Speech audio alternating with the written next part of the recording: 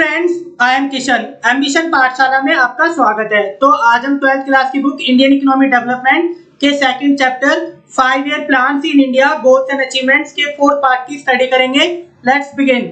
Friends, last videos में हमने इस चैप्टर के फर्स्ट 4 इंपॉर्टेंट टॉपिक्स की कंप्लीट स्टडी करी है। अगर आप इन टॉपिक्स की वीडियोस को देखना चाहते हैं तो प्लेलिस्ट में जाकर आप देख सकते हैं, साथ में फर्स्ट चैप्टर की वीडियोस को भी देख सकते हैं। तो आज हम इस चैप्टर के बहुत ज्यादा important topic long period and short period goals of planning in India, मतलब दीर्घकालीन उद्देश्य और अल्पकालीन उद्देश्य की कंप्लीट स्टडी करेंगे।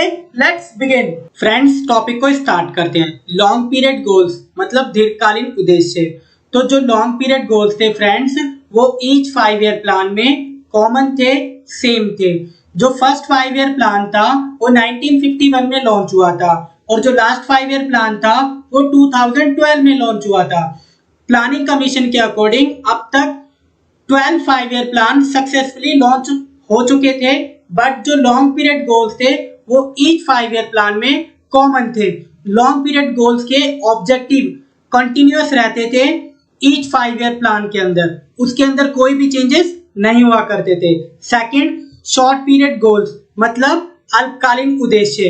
तो जो शॉर्ट पीरियड गोल्स थे वो किसी स्पेसिफिक पर्पस के लिए बनाए जाते थे। अगर पर्पस कंप्लीट हो जाता था तो स्पेसिफिक गोल्स ऑटोमेटिकली उनका एंड हो जाता था। तो गाइस, लॉन्ग टर्म गोल्स की कंप्लीट स्टडी करते हैं। There are 5 long term goals under the planning commission, मतलब प्लानिंग कमीशन के अंदर में 5 दीर्घकालीन उद्देश्य आते हैं। तो एक एक करके इन गोल्स की कंप्लीट स्टडी करेंगे। तो 5 दीर्घकालीन उद्देश्य थे, एक एक करके नाम बताता हूं। First, GDP growth. Second, full employment. Third, equitable distribution of income. Fourth, modernisation. And fifth, self sufficiency. तो ऐसे करके ये 5 लॉन्ग टर्म गोल्स थे प्लानिंग कमीशन के।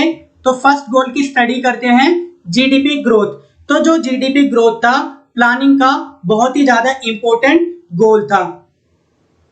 तो जीडीपी ग्रोथ हम किस कंडीशन में जीडीपी ग्रोथ बोलेंगे कि देश के अंदर जीडीपी ग्रोथ हो रही है, तो इसके पीछे कुछ पॉइंट्स हैं, उसको समझने की कोशिश करना आप। फर्स्ट, अगर देश के अंदर प्रोडक्शन बढ़ता है, प्रोडक्टिविटी बढ़ती है, कंसिस्टेंटली बढ़ती है, तो इसे आप जीडीपी ग्रोथ बोलेंगे।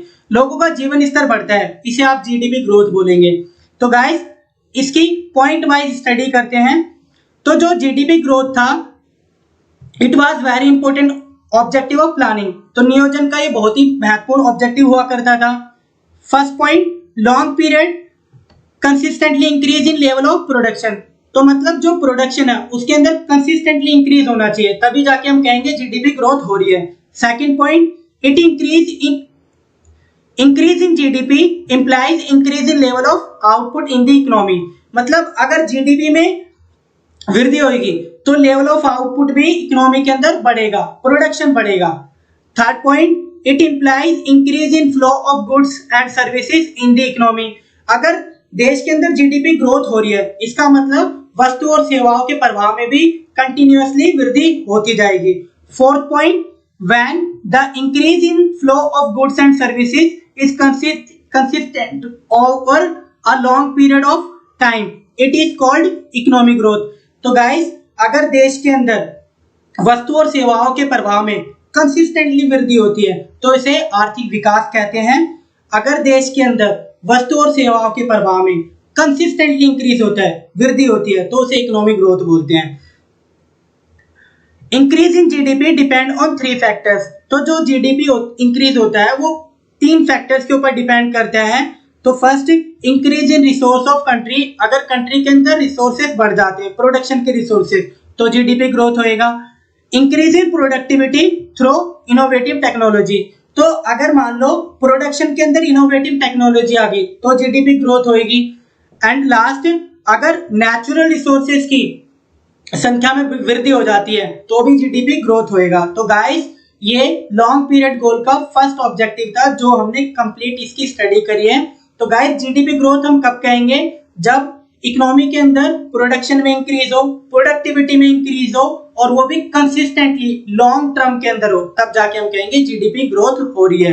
लोगों का जीवन स्तर उससे बेहतर होना चाहिए, तब जाके हम कहेंगे कि जीडीपी ग्रोथ हो रही है। फ्रेंड्स, लॉन्ग पीरियड गोल के सेकंड ऑब्जेक्टिव की स्टडी करते हैं। फुल एम्प्लॉयमेंट मतलब पूर्ण रोजगार। तो पूर्ण रोजगार या फुल एम्प्लॉयमेंट उस कंडीशन को बोलते हैं जहां पर एक पर्सन काम करने लायक है और काम करने की उसकी इच्छा भी है और एग्जिस्टिंग मार्केट रेट पर उसे काम मिल रहा है, तो इसे फुल एम्प्लॉयमेंट की सिचुएशन बोलेंगे। तो गाइस, फुल एम्प्लॉयमेंट सरकार का एक सोशल ऑब्जेक्टिव होता है, मतलब सामाजिक उद्देश्य होता है। इसके तहत सरकार चाहती है कि इकोनॉमी की ग्रोथ के अंदर सब लोगों का पार्टिसिपेशन होना चाहिए, इंक्लूसिव ग्रोथ होनी चाहिए, मतलब सब लोगों का विकास होना चाहिए और सामाजिक कल्याण में दिन प्रतिदिन वृद्धि होनी चाहिए। तो गाइस, फुल एम्प्लॉयमेंट की कंप्लीट स्टडी करते हैं। Full employment was very important objective of planning, मतलब जो पूर्ण रोजगार है वो नियोजन का बहुत ही ज्यादा इंपॉर्टेंट ऑब्जेक्टिव उद्देश्य होता है। It was social objective of planning, तो जो प्लानिंग है उसका ये सामाजिक उद्देश्य होता है। फुल एम्प्लॉयमेंट की मीनिंग को समझते हैं। Full employment refers to a situation when all the people who are able to work and willing to work at the market wage rate are getting work. मतलब फुल एम्प्लॉयमेंट उस situation को कहेंगे जहां पर वह सभी लोग जो काम करने लायक है और काम करने की इच्छा रखते हैं और उन्हें एग्जिस्टिंग मार्केट रेट पर काम मिल जाता है, तो इस स्थिति को पूर्ण रोजगार की स्थिति कहेंगे, फुल एम्प्लॉयमेंट की स्थिति कहेंगे। The objective of full employment focus on inclusive growth, मतलब जो फुल एम्प्लॉयमेंट का जो ऑब्जेक्टिव होता है वो इंक्लूसिव ग्रोथ के ऊपर फोकस करता है, मतलब सब लोगों का विकास होना चाहिए, एक साथ विकास होना चाहिए। तो इसको 3 पॉइंट्स में समझते हैं। More and more people should participate in the process of growth, मतलब इकोनॉमी की ग्रोथ में सब लोगों का पार्टिसिपेशन होना चाहिए, ज्यादा से ज्यादा लोगों का पार्टिसिपेशन होना चाहिए। Second, benefit of growth must be shared across wider section of society, मतलब जो ग्रोथ के जो बेनिफिट्स हैं वो सब लोगों तक पहुंचने चाहिए बहुत ज्यादा, मतलब इकोनॉमी के हर उस सेक्शन के पास फुल एम्प्लॉयमेंट के बेनिफिट्स, इकोनॉमी के बेनिफिट्स पहुंचने चाहिए जिससे उसका विकास हो, ग्रोथ हो। Third point, it amount to achieve growth with social justice, मतलब जो फुल एम्प्लॉयमेंट होता है उसका एक सिंपल सा मोटिव होता है कि सामाजिक कल्याण में वृद्धि होनी चाहिए। तो कुछ इंपॉर्टेंट पॉइंट्स को भी हमें याद रखना है। First, full employment by no should be consider as situation of zero employment, मतलब पूर्ण रोजगार का मतलब ये नहीं होता कि इकोनॉमी के अंदर जीरो लेवल ऑफ अनएम्प्लॉयमेंट रहेगा। तो गाइस, इकोनॉमी के अंदर कुछ ना कुछ बेरोजगारी की दर अवश्य पाई जाती है, चाहे वो कितनी वेल डेवलप्ड कंट्री हो, फुल एम्प्लॉयमेंट की सिचुएशन हो, वहां पर कुछ ना कुछ बेरोजगारी की दर मतलब अनएम्प्लॉयमेंट रेट पाया जाएगा। Second point, in an economy there is always some natural rate of employment, मतलब फुल एम्प्लॉयमेंट की सिचुएशन पर भी कुछ प्राकृतिक की बेरोजगारी दर अवश्य पाई जाती है। Third point, which is minimum rate of unemployment caused by structural change in the system of production, मतलब जो मिनिमम रेट ऑफ अनएम्प्लॉयमेंट होता है वो स्ट्रक्चरल चेंज की वजह से होता है, मतलब इकोनॉमी के अंदर समटाइम्स टेक्नोलॉजी अपडेशन होता है, उसकी वजह से भी कुछ टाइम पीरियड के लिए जो लेबर होती है या वर्कर्स होते हैं वो अनएम्प्लॉयड हो जाते हैं। D point, structural change relate to introduction of new technology in the production system, मतलब जब प्रोडक्शन सिस्टम के अंदर न्यू टेक्नोलॉजी इंट्रोड्यूस की जाती है तो उसको सीखने के पीरियड तक कुछ वर्कर्स अनएम्प्लॉयड हो जाते हैं, बेरोजगार हो जाते हैं। ई, natural rate of unemployment also called structural unemployment consist with the situation of full employment, तो मतलब फुल एम्प्लॉयमेंट की सिचुएशन के अंदर भी कुछ प्राकृतिक बेरोजगारी पाई जाती है। तो जो नेचुरल रेट ऑफ अनएम्प्लॉयमेंट होता है उसे ही स्ट्रक्चरल अनएम्प्लॉयमेंट कहते हैं, मतलब संरचनात्मक बेरोजगारी। तो गाइस, हमने फुल एम्प्लॉयमेंट की कंप्लीट स्टडी की है, अब आगे चलते हैं। फ्रेंड्स, लॉन्ग पीरियड गोल्स के थर्ड ऑब्जेक्टिव की स्टडी करते हैं। इक्विटेबल डिस्ट्रीब्यूशन मतलब न्यायोचित वितरण। तो फ्रेंड्स, इक्विटेबल डिस्ट्रीब्यूशन प्लानिंग का बहुत ही ज्यादा इंपॉर्टेंट ऑब्जेक्टिव था। इसके तहत सरकार की प्राथमिकता होती है कि इकोनॉमिक ग्रोथ में सब लोगों का पार्टिसिपेशन होना चाहिए। अगर इकोनॉमिक ग्रोथ में सब लोगों का पार्टिसिपेशन नहीं है तो इकोनॉमिक ग्रोथ मीनिंगलेस रहेगी। इससे अमीर और गरीब का जो गैप है वो बढ़ता जाएगा। तो गाइस इक्विटेबल डिस्ट्रीब्यूशन को और बेहतर तरीके से समझने के लिए इसे स्टार्ट करते हैं। Equitable distribution of income was very important objective of planning. तो जो इक्विटेबल डिस्ट्रीब्यूशन मतलब न्यायोचित वितरण प्लानिंग का नियोजन का बहुत ज्यादा महत्वपूर्ण उद्देश्य होता है।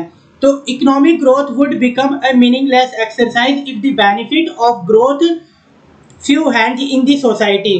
तो जो इकोनॉमिक ग्रोथ है उस स्थिति में मीनिंगलेस रहेगी, मतलब उसका कोई महत्व नहीं रहेगा अगर अर्थव्यवस्था के जो लाभ है वो कुछ हाथों पे पहुंचते हैं और बाकी सबके पास में नहीं पहुंचते हैं। तो गाइस इसकी कुछ और ऑब्जर्वेशंस हैं, हमें उन्हें भी समझना चाहिए। First, growth serve virtually no purpose in the society where rich tend to become richer and poor continue struggle even for the essential for life.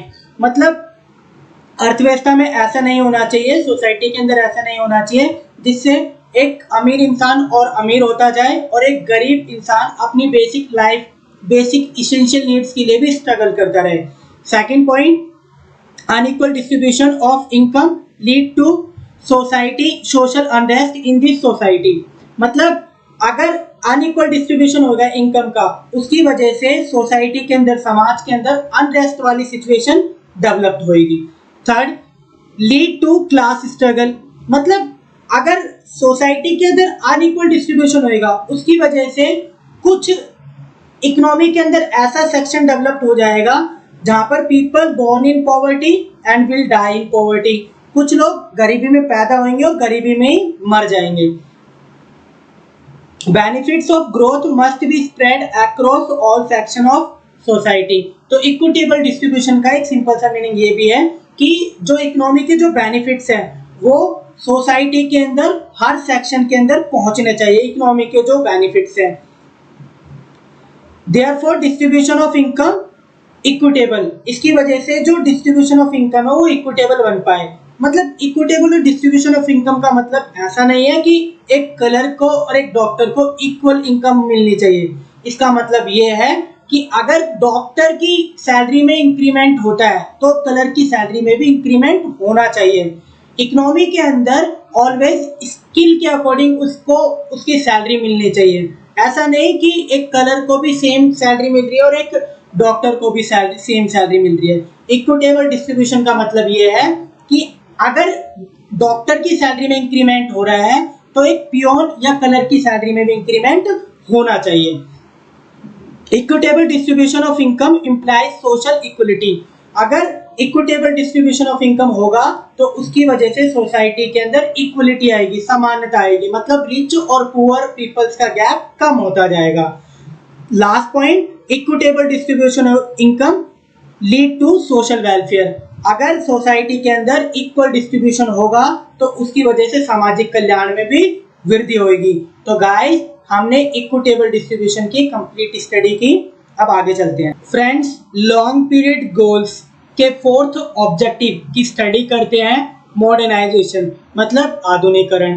तो मॉडर्नाइजेशन के तहत हमें उस इफिशिएंट टेक्नोलॉजी का यूज करना चाहिए जिससे कॉस्ट ऑफ प्रोडक्शन कम आए और प्रोडक्शन और प्रोडक्टिविटी ज्यादा हो। हमें आउटडेटेड टेक्नोलॉजी के प्लेस पर न्यू टेक्नोलॉजी को अडॉप्ट करना चाहिए जिससे प्रोडक्शन ज्यादा हो, प्रोडक्टिविटी ज्यादा हो और कॉस्ट ऑफ प्रोडक्शन कम हो। तो गाइस जो मॉडर्नाइजेशन है वो इकोनॉमिक ग्रोथ में बहुत ही ज्यादा इंपॉर्टेंट रोल प्ले करता है और प्लानिंग का ये बहुत ज्यादा इंपॉर्टेंट ऑब्जेक्टिव भी है। तो गाइस मॉडर्नाइजेशन को समझते हैं। Modernisation was very important objective of planning. तो जो मॉडर्नाइजेशन है वो प्लानिंग का नियोजन का बहुत ही ज्यादा महत्वपूर्ण उद्देश्य है। Under this objective lead to increase in production at low cost. तो मॉडर्नाइजेशन के तहत हम प्रोडक्शन में वृद्धि कर सकते हैं, वो भी लो कॉस्ट में। तो गाइस पॉइंट वाइज समझते हैं। Modernisation refers to choose efficient and effective technology lead to increase in production at low cost. मतलब मॉडर्नाइजेशन के तहत हमें उस इफिशिएंट टेक्नोलॉजी को चूज करना चाहिए जिससे प्रोडक्शन ज्यादा हो और उसकी कॉस्ट ऑफ प्रोडक्शन कम हो।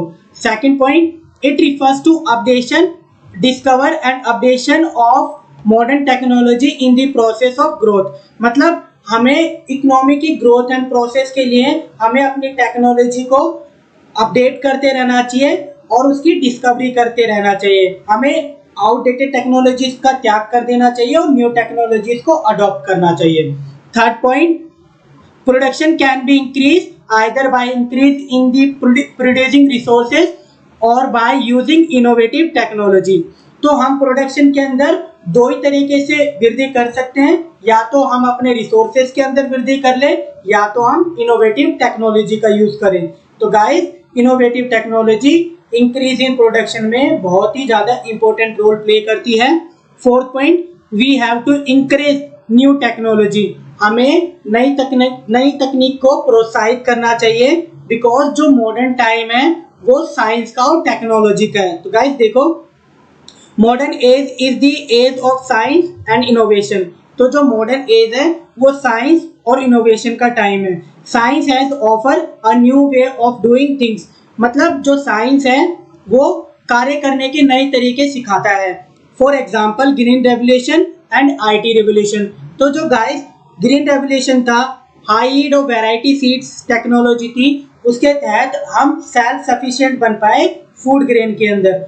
बट जो आईटी रेवोल्यूशन था, उसकी वजह से हम सॉफ्टवेयर में नेट एक्सपोर्टर बन पाए। तो गाइस, अगर हमने न्यू टेक्नोलॉजीज अडॉप्ट नहीं करी होती तो आज हम 90s के टाइम की समय में जी रहे होते। तो गाइस, हमें समय के साथ नई टेक्नोलॉजी को अडॉप्ट करना चाहिए और जो आउटडेटेड टेक्नोलॉजी है जिसकी वजह से कॉस्ट ऑफ प्रोडक्शन ज़्यादा आता है, हमें उनका त्याग कर देना चाहिए। तो गाइस, ये दो बड़े एग्जाम्पल्स हैं। हमने जब नई टेक्नोलॉजी अडॉप्ट करी थी उसकी वजह से प्रोडक्शन वृद्धि हुई थी। तो उसका सबसे बड़ा एग्जाम्पल है ग्रीन रेवोल्यूशन। ग्रीन रेवोल्यूशन की वजह से इंडिया सेल्फ सफिशिएंट बन पाया था फूड ग्रेन के मामले में। और आईटी रेवोल्यूशन जैसे जिसके through BPO, business process outsourcing, इसके तहत इंडिया नेट एक्सपोर्टर बन पाया है सॉफ्टवेयर्स का। तो conventional wisdom must be give up way to modern outlook. मतलब हमें जो हमारे परंपरागत विचार होते हैं हमें उनका त्याग कर देना चाहिए नए विचारों के सामने। तो इसी वजह से हम कह सकते हैं कि पुराने टाइम पीरियड में हम गर्ल्स को, जो वीमेंस होती है, उनको इकोनॉमिक ग्रोथ में पार्टिसिपेशन करने की परमिशन नहीं देते थे। बट जो मॉडर्न टाइम है वो ये कहता है कि इकोनॉमिक ग्रोथ में वीमेंस का भी उतना ही पार्टिसिपेशन होना चाहिए जितना एक मेल का होता है। तो लास्ट पॉइंट बहुत इंपॉर्टेंट है, empowerment of women so that they also participation in the process of production and economic growth। तो गाइस, जितनी भी मॉडर्न कंट्री, डेवलप्ड कंट्रीज है, उन सब डेवलप्ड कंट्रीज में ह्यूमंस का पार्टिसिपेशन रेट बहुत ज्यादा है। इसी वजह से वो जो कंट्रीज है, डेवलप्ड कंट्रीज है, बहुत ज्यादा तेजी से ग्रोथ करती है। बट हमारे इंडिया के अंदर अभी भी कुछ लोग रूढ़िवादी सोच लेके रखते हैं जो विमेंस को काम करने की अनुमति नहीं देते हैं। तो हमें हमारी विमेंस को इम्पावर्ड करना चाहिए, सशक्तिकरण में उनका सहयोग देना चाहिए, जिससे वो भी इकोनॉमी की ग्रोथ एंड डेवलपमेंट के लिए अपना योगदान दे पाए। तो मॉडर्नाइजेशन इकोनॉमिक ग्रोथ के लिए बहुत ही ज़्यादा इंपॉर्टेंट ऑब्जेक्टिव है। तो गाइस, हमने मॉडर्नाइजेशन की कंप्लीट स्टडी करी, अब आगे चलते। फ्रेंड्स, लॉन्ग पीरियड गोल्स के फिफ्थ ऑब्जेक्टिव की स्टडी करते हैं, सेल्फ सफिशिएंसी मतलब आत्मनिर्भरता। तो फ्रेंड्स, सेल्फ सफिशिएंसी मतलब इंडिया के लिए एक चैलेंज वाली बात थी इंडिपेंडेंस के लिए, बिकॉज उस समय पर इंडिया सेल्फ सफिशिएंट नहीं था फूड ग्रेन के मामले पर। और फ्रेंड्स, जो सेल्फ सफिशिएंसी है वो प्लानिंग का एक इम्पोर्टेंट ऑब्जेक्टिव हुआ करता था। तो सेल्फ सफिशिएंसी का मतलब होता क्या है? सेल्फ सफिशिएंसी मतलब आत्मनिर्भरता। तो आत्मनिर्भरता का मतलब होता है जो डोमेस्टिकली प्रोड्यूस गुड्स होते हैं उन्हीं के ऊपर डिपेंडेंट होना, स्पेशली जो फूड ग्रेन होता है, मतलब खदान वस्तुओं के मामले पर आत्मनिर्भर होना। तो फ्रेंड्स, सेल्फ सफिशिएंसी को और बेहतर तरीके से समझते हैं। Self sufficiency was challenge for the Indian economy on the time of independence. मतलब इंडिपेंडेंस, स्वतंत्रता प्राप्ति के समय आत्मनिर्भर होना इंडिया के लिए एक चैलेंज वाली बात थी। It was primary objective of planning, मतलब नियोजन का एक प्राथमिक उद्देश्य भी था आत्मनिर्भरता। तो गाइस, इसको पॉइंट वाइज समझते हैं। First point, self sufficiency means dependent on domestically produced goods, particularly food grain. मतलब खदान वस्तुओं के मामले पर इंडिया का सेल्फ सफिशिएंट होना बहुत जरूरी था। Second point, this goals was accorded a higher priority during the first 7 plan. तो जो इंडिया के जो 5 ईयर प्लान थे, तो सेवेंथ मतलब फर्स्ट 5 ईयर प्लान से 7th 5 ईयर प्लान तक सेल्फ सफिशिएंसी को प्रायोरिटी में रखा गया था। Third point, we focused on import substitute policy. मतलब इंपोर्ट सब्स्टिट्यूट पॉलिसी का मतलब होता है जिन गुड्स का हम फॉरेन से इंपोर्ट करते हैं उन गुड्स को डोमेस्टिकली प्रोड्यूस किया जाना चाहिए। इसका मतलब होता है इंपोर्ट सब्स्टिट्यूशन। तो गाइस इसे और अच्छे से समझते हैं। We focused on import substitution policy मतलब production of those goods which was import from rest of the world. हमें मतलब जो हम शेष विश्व से जिन वस्तुओं का आयात करते हैं उन वस्तुओं का देश में ही उत्पादन करना चाहिए, जिसकी वजह से इंडिया आत्मनिर्भर होएगा और विदेशों के ऊपर डिपेंडेंस, हमारी जो विदेशों के ऊपर डिपेंडेंसी है उसके अंदर भी कमी आएगी। जो कंट्री फूड ग्रेन के मामले में और अन्य गुड्स के मामले में सेल्फ सफिशिएंट होती है उसके ऊपर कोई भी कंट्री पॉलिटिकल प्रेशर नहीं डाल सकती है। तो गाइस फोर्थ पॉइंट को देखो, the basic idea was not to be expose Indian economy to the political pressure from the rest of the world. मतलब अगर कोई भी कंट्री अगर सेल्फ सफिशिएंट होगी तो कोई फॉरेन कंट्री उसके ऊपर पॉलिटिकल प्रेशर नहीं डाल सकती। जैसे इंडिपेंडेंस के टाइम पर, स्पेशली जब इंडिया पाकिस्तान का वॉर चल रहा था, उस टाइम पर USA threatened to India in 1965 to stop war with Pakistan. तो मतलब 1965 के टाइम पर इंडिया पाकिस्तान का वॉर चल रहा होता है और यूएसए इंडिया को थ्रेटन करता है कि आप पाकिस्तान के साथ जो युद्ध चल रहा है उसे स्टॉप कर दो। तो guys last point, owing to green revolution India become self sufficient in the food grain. मतलब जो ग्रीन रेवोल्यूशन था 1967 से स्टार्ट हुआ था, high yield of variety seeds की वजह से, HIV सीड्स की वजह से। तो उस टेक्नोलॉजी की वजह से इंडिया फूड ग्रेन के मामले में सेल्फ सफिशिएंट हो गया था, बिकॉज इंडिया का जो प्रोडक्शन था पहले के टाइम पीरियड के अकॉर्डिंग बहुत ज्यादा हो गया था। आज के समय पर इंडिया फूड ग्रेन के मामले पर नेट एक्सपोर्टर है, ना कि नेट इंपोर्टर है। तो गाइस इंडिया आज सेल्फ सफिशिएंट है फूड ग्रेन के मामले पर, मतलब खदान वस्तुओं के मामले पर। तो गाइस हमने सेल्फ सफिशिएंसी को और बेहतर तरीके से समझा। फ्रेंड्स, आपको अगर हमारे चैनल की वीडियोस अच्छी लगती है तो वीडियो को लाइक करें, शेयर करें, चैनल को सब्सक्राइब करें। For more latest update please press the bell icon.